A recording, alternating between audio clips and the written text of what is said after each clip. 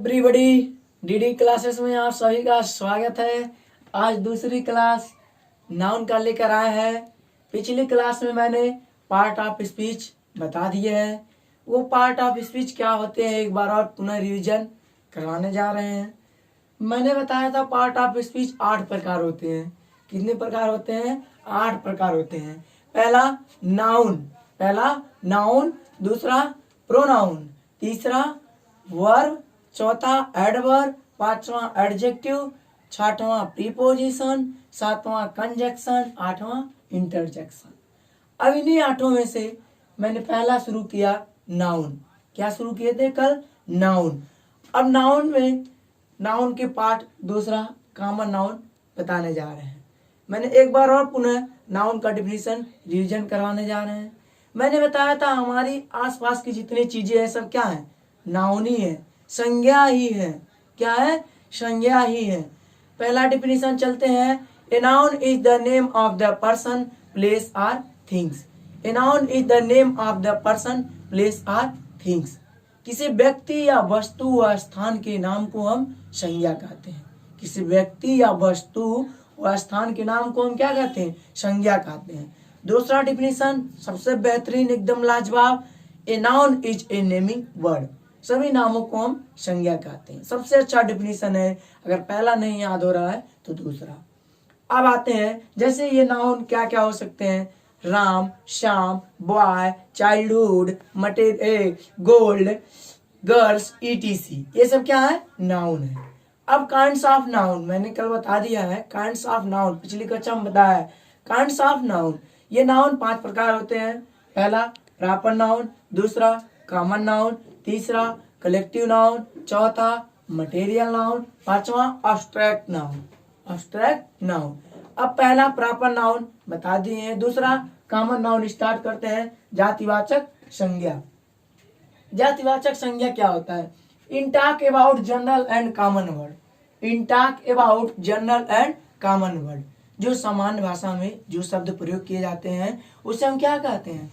Common noun, जातिवाचक संज्ञा कहते हैं। इसके 3 ये रूल हैं। कौन कौन? It can be changed into plural form. पहला क्या है? It can be changed into plural form. इसे हम सिंगुलर से प्लूरल बना सकते हैं, ये याद रहे। दूसरा, it can be counted. It can be counted, इसे हम गिन सकते हैं। इसे हम गिन सकते हैं। अब आते हैं एग्जाम्पल पर, जैसे बॉय। बॉय क्या कर देंगे? बॉयज। ये कॉमन नाउन का एग्जाम्पल है। अगला है गर्ल। गर्ल है तो गर्ल्स कर सकते हैं। गर्ल्स कर सकते हैं। अब इसे हम सिंगुलर से प्लूरल बना सकते हैं। जैसे लिखवाया ना मैंने, it can be changed into plural form. Boy singular है, प्लूरल क्या हो जाएगा? बॉयज। गर्ल सिंगुलर है, गर्ल्स क्या हो जाएगा? प्लूरल। और ये याद रहे, इट कैन बी काउंटेड, इसे हम गिन सकते हैं, गिना जा सकता है। अब क्या बॉय को हम नहीं गिन सकते? बॉयज को नहीं गिन सकते? गिन सकते ना। तो ये कॉमन नाउन अभी हम कंफर्म कर दे रहे हैं कि कभी भी आपको हमारे तरफ से, और अगर आप लोग ये वीडियो अच्छे मन से देख लेंगे कभी समस्या नहीं हो सकता है।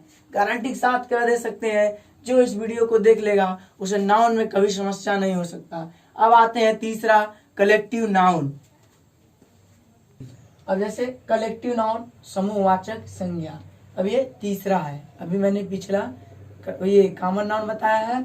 अब कलेक्टिव नाउन आते हैं। कलेक्टिव नाउन का मतलब होता है समूहवाचक संज्ञा। जैसे definition, a group or collection of the same class of noun. A group or collection of the same class of noun. इसका पहला rule, it can be counted. It can be counted, इसे गिना जा सकता है। इसे क्या होता है? गिना जा सकता है। सबसे अच्छा, अगर ये इंग्लिश का नहीं याद हो रहा है, हिंदी का सबसे अच्छा डिफिनीशन, जहां समूहों का बोध होता है उसे हम क्या कहते हैं? कलेक्टिव नाउन कहते हैं। क्या कहते हैं? कलेक्टिव नाउन कहते हैं। जैसे example, A group of soldier.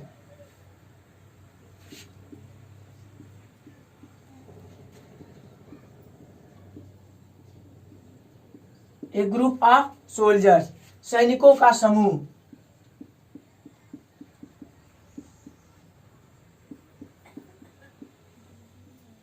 सैनिकों का समूह। दूसरा है a group of girls,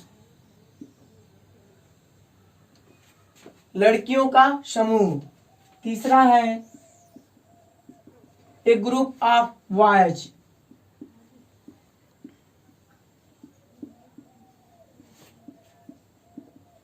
A group of boys, लड़कों का समूह। ये याद रहे, ध्यान रहे, कलेक्टिव नाउन का मतलब ही होता है समूहवाचक संज्ञा। जहां समूहों का बोध होता है उसे हम समूहवाचक संज्ञा कहते हैं। जैसे एक ग्रुप ऑफ सोल्जर्स, सैनिकों का झुंड, एक ग्रुप ऑफ गर्ल्स, लड़कियों का समूह, एक ग्रुप ऑफ बॉयज, लड़कों का समूह या झुंड। तो ये क्लियर हो गया होगा कलेक्टिव नाउन क्या होता है। अब आते हैं चौथा, मटेरियल नाउन, पदार्थवाचक संज्ञा। पदार्थवाचक संज्ञा क्या होता है? पदार्थवाचक संज्ञा बताते हैं। A material noun is the name of metal. A material noun is the name of metal.